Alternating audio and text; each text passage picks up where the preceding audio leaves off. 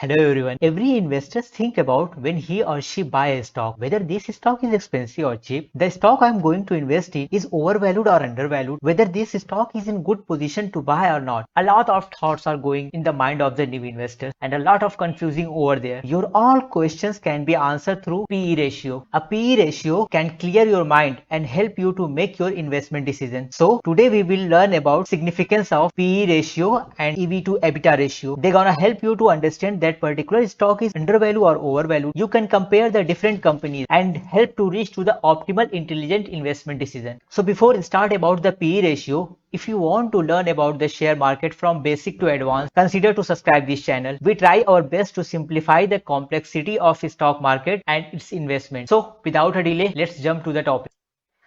So first let's understand what the price to earning ratio is. The price to earning ratio is also known as PE ratio and price multiple. We can know it by the different name. The PE ratio is the ratio of a company's share price to company's earning per share. The ratio is used for valuing company and to find out whether they are overvalued or undervalued. Basically, PE ratio is the marginal cost of your earning. The PE ratio relates the share price to its earning per share. In other words, we can say that PE tell us this is the cost I am going to pay to earn a single unit. Suppose if a company PE is 12, that means you are willing to pay 12 rupees to earn us 1 rupee. If a company's PE ratio is 15, that means the cost of earning 1 rupee is 15 rupees. If a company's PE is 20 rupees, that means the cost of earning 1 rupee is 20 rupees. So hope that's clear your thought. The PE is told you how much you are paying to earn a single unit. It's your marginal cost of earning in investment.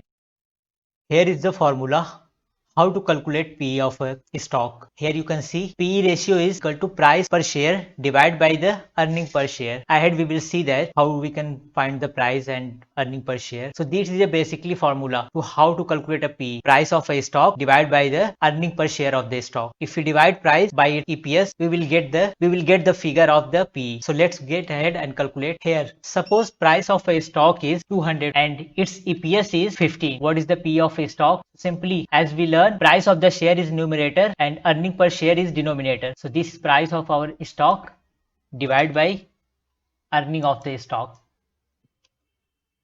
So this is our P. 13.3 is P for the, it's our hypothetical example. Let's go and take it with the actual company. Let's calculate the PE ratio of Reliance. Here we are come to the BSE website, go to the Reliance stock research. Here, this is the price of Reliance 2029. We copied it and put it here.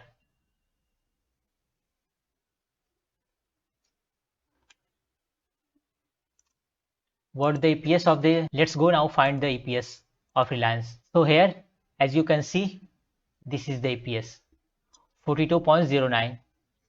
And here let's copy the EPS 42.09. Copy it and back to our sheet. Paste it over here.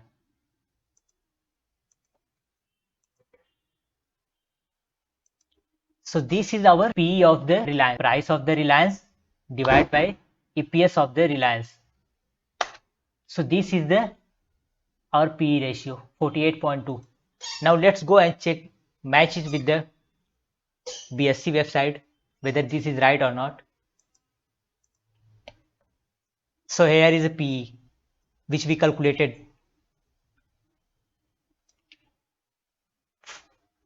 It's 48 point and here 48.2. So this is how we calculate the PE ratio. So that means 48.2 rupee you gonna pay to Reliance to earn 1 rupee from the stock of the Reliance. So this is the major work of the PE ratio. Different industry has the different PE ratio benchmark. Some industry has the high PE ratio, some industry has low PE ratio. This is the elementary video, so we are not going to explain in detail, but this is how we calculate the PE ratio. If you want to learn about detail, please write the comment. Now let's go ahead and calculate the PE ratio in different form.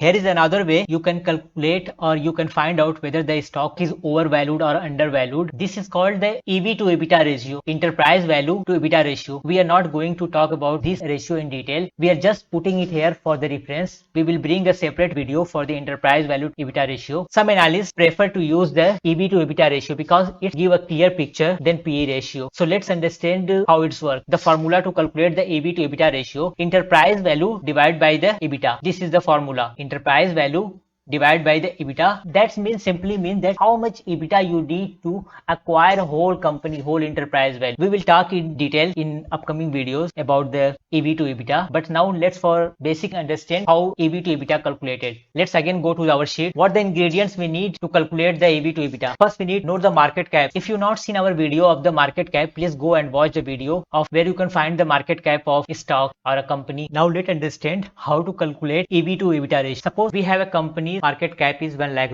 and company has debt of suppose 10,000 rupees. So we need to add the debt and company has a cash and cash equivalent of suppose 7,000 rupee. So here is our figure. If a company's market cap is 1 lakh rupees, company has debt, you can find the debt from the balance sheet of a company and cash and cash equivalent. You also find this figure from the balance sheet of a company. For the balance sheet, please go to the BSE website and here you can find the balance sheet here. When you go to company website, then go to the financials and annual report. This is the annual reports of the companies 2010 to 2020, 10 years annual report. You can download it and find the balance sheet over here. Okay. Add to the market cap and subtract the cash and cash equivalent from the both of them. So we're going to be subtract to, I'm going to put the minus sign over here.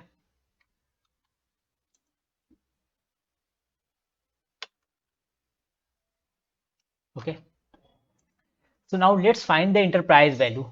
Enterprise value is nothing, the market cap of the company, then add the debt of a company to market cap and subtract the cash and cash equivalent from both of them. So we will find the enterprise value. So I'm gonna sum because I already put the minus sign over here. So we're going to get the exact picture. So this is our enterprise value. It's at the 10,000 rupee debt has been added to its market cap, then cash and cash equivalent has been subtracted. The total enterprise value is 1,03,000 rupees. So let's find the EV EBITDA multiples. EV EBITDA multiples enterprise value divided by, we assume this is the EBITDA of a company. EBITDA stands for the earning before interest, tax, depreciation and amortization. Let's go check for overview. Go over here, go to the financials, result, to the annual. These are the revenue and other total income minus expenditures. You will find the EBITDA. If you minus the expenditure from the total income, you will get the EBITDA.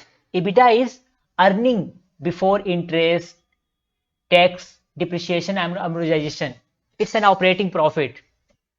So all you have to do is find the revenue of a company and minus the costs. This seems to be very complex. We are not going to get depth into this. Just for understand, let's assume this is the EBITDA. We will bring the videos about the statement and income statement. Then we will talk about EBITDA and all other measures of the balance sheet in detail. This is our elementary videos, so I don't want to go depth into this concept. Let's assume that this is our EBITDA and calculate it. So this is our EV to EBITDA multiple. Okay, hope this is clear your mind and you know to understand how to calculate EV to EBITDA and how to calculate PE and what is the purpose of PE. So now let's go ahead and check the objective of the PE and EV to EBITDA ratio. Let's go ahead and check the objective of the PE ratio and EV to EBITDA ratio. So in the objective of the PE ratio is to determine that whether stock is, I'm going to pay a higher price for a single rupee I earn or this is a lower price I'm going to earn in compared to the other companies or in compared to the industry wise. So we get the sense of understanding this company is overvalued or undervalued in compared to my earnings in compared to competitive companies. Suppose P is the price to earn the single rupee from the particular stock. Suppose if the P is 25, that means you are going to pay 25 rupees to earn a single rupees from that particular stock. If some company's P is 10 rupees, that means you are going to pay 10 rupees to earn a 1 rupees from that company. So this is the concept of the PE. If PE is higher, that means price is overvalued. If less PE is better. But if you got the negative PE, it's advisable to stay away from the companies which PE is negative. That means company is not earning anything. That's why its PE is in negative. I said earlier that lower is better. That doesn't mean if P is a negative, that is the better. That is not good thing. If any company's P is a negative, that means it's advisable to stay away from that company because company is not generating any profit. It's making the consistent loss. That's why its P is negative. A better P is around greater than 7 and less than 30, 40. Any, it's depend on the industry. Some industry have the 7 to 30, some industry have 20 to 30. It varies on the industry's level. So find out which industry has the what is standard of the PE ratio. Make sure your stock is fall under that category. Anything above and below is undervalue and overvalues. You can consider that. So if you understand the concept, please let us know if you have any query or any doubt. So if you understand the concept, please let us know. Or if you have any question or any query, or if you want to share anything, please write down the comment. Let us know. Let us understand our viewers. If you have any doubt, feel free to write the email given on the screen, or you can visit our website as well. You can drop the comment. We will get back to you. So see you in the next video.